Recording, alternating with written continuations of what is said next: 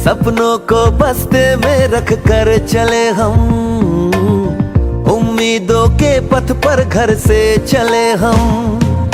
School school આજે આપણી નાના કરણપુરા પ્રાથમિક શાળામાં વાનગી મેળાનું આપણે સરસ મજાનું આયોજન કર્યું છે। તમારા બધા સાથી મિત્રો, ભાઈ બહેન બધા આજે નવી નવી વાનગી બનાવી લાયા છે, બરાબર। આપણે બહારના પડીકા ખાઈએ એના કરતાં ઘરે આવી સરસ મજાની વાનગી બનાવીએ તો આપણને સારું પોષણ મળે।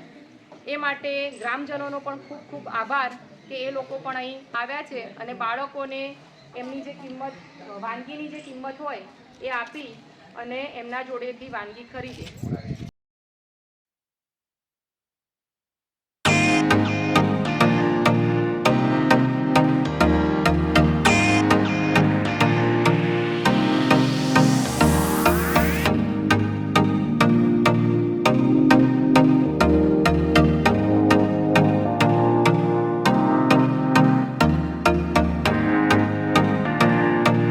શું આપ જાણો છો કે વર્ષ 2023ને પૌષ્ટિક અનાજના આંતરરાષ્ટ્રીય વર્ષ તરીકે જાહેર કર્યું છે, જેમાં બાજરીના સેવન ઉપર વધુ ભાર મૂકવામાં આવ્યો છે।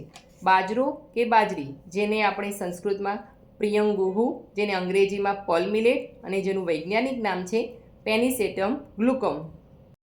ઇન્ટરનેશનલ યર ઓફ મિલેટ્સ 2023 કૃષિ પ્રધાને ખોરાકમાં પૌષ્ટિક અનાજનો સમાવેશ કરવાની અપીલ કરી। તો ચાલો હવે આપણે બાળકોની તૈયારી જોઈએ। સ્ટોલ 1માં ચણા ચાટ, સ્ટોલ 2માં મેરુભાઈ સરસ મજાની પાણીપુરીની તૈયારી કરી રહ્યા છે। અમારા પૂનમબેન તો જુઓ હોશે હોશે સેવપુરી વેચી રહ્યા છે। ત્યારબાદ બટાકા ભૂંગળા અને આ ભેળની લાઈન તો જુઓ, કેટલા બધા બાળકો ભેળ લેવા ઉમટ્યા છે। ત્યારબાદ સરસ મજાનો પૌષ્ટિક સલાડ અને આ અમારા રોશનીબેન, વિકાસભાઈ બધા ભજીયા લઈને બેઠા છે અને વર્ષાબેન તો જુઓ ચાની થર્મસ ભરીને લોકો ચા પીવા આવે એની રાહ જોઈ રહ્યા છે। મિત્રો, વાનગી મેળાનો મુખ્ય હેતુ બાળકોમાં આત્મવિશ્વાસ, સમૂહભાવના, ભણતર સાથે ઘડતર, પૈસાનો સદુપયોગ જેવા ગુણો કેળવવાનો છે। બાળકો પ્લાસ્ટિક પેકેજિંગવાળા ખોરાક ખાય છે, જે તમામ લોકો માટે ખૂબ જ હાનિકારક છે। એવું નથી કે સ્વાદિષ્ટ ખોરાક ફક્ત બહાર લારી કે હોટલમાંથી જ મેળવી શકાય।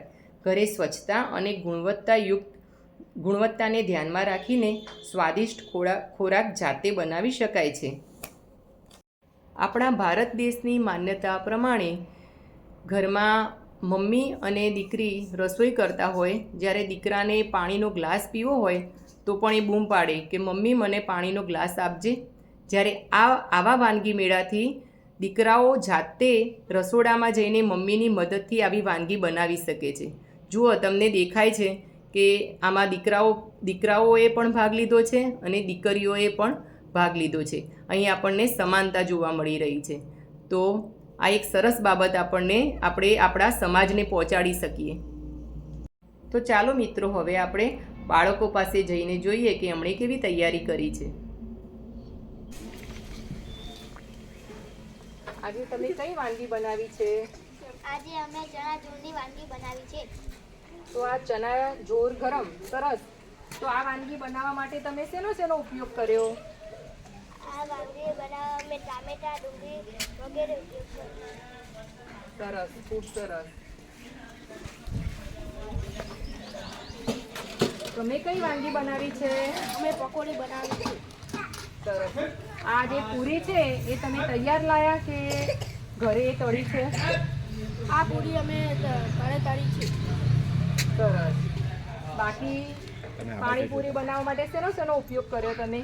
પાણીપુરી બનાવવા માટે અમે માવો બનાવવા માટે બટાકા અને ચણા, અને પાણી બનાવવા માટે ફુદીનો અને કોથમીર અને મરચાંનો ઉપયોગ કર્યો છે। ફુદીનામાંથી આપણને પાચન શક્તિ વધે છે અને કોથમીરમાંથી આપણને વિટામિન મળે છે। સરસ, ખૂબ સરસ। અને આ ડુંગળી તમે જાતે સમારી? હા, અમે ડુંગળી જાતે સમારી। ઘરે મમ્મીએ કે કોઈને મદદ કરી છે તમને?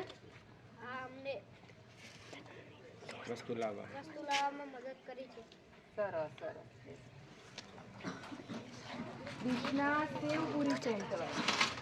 સરસ. તમે આજે સેવપુરી બનાવી છે એમ? હા, સરસ. તો સેવપુરીમાં તમે કઈ કઈ વસ્તુઓનો ઉપયોગ કર્યો છે? તારા, સેવ, દાડમ, ડુંગળી અને ચટણીનો ઉપયોગ કર્યો છે. સરસ. તમે આજે દાડમનો પણ ઉપયોગ કરવાના છો એમ સેવપુરીમાં? હા, દાડમ આપણા લોહી માટે ખૂબ જ સારું હોય છે. સરસ, વેરી ગુડ. તમે આજે શું બનાવ્યું છે? બટાકા ભૂંગળા. અને સ્ટોલનું નામ સરસ આપ્યું છે, રાજા મેલડીવાળા બટાકા ભૂંગળા. સરસ. એક ડીશના કેટલા રૂપિયા? તો તમને આ બટાકા ભૂંગળા બનાવવા એવો વિચાર કેમ આવ્યો? કારણ કે બટાકા નાનાથી લઈને મોટા સુધી બધા જ ખાય છે અને તેમને ખૂબ પસંદ છે બટાકા. સરસ, ખૂબ સરસ. અને એક ડીશના કેટલા રૂપિયા રાખ્યા છે? 10. સરસ.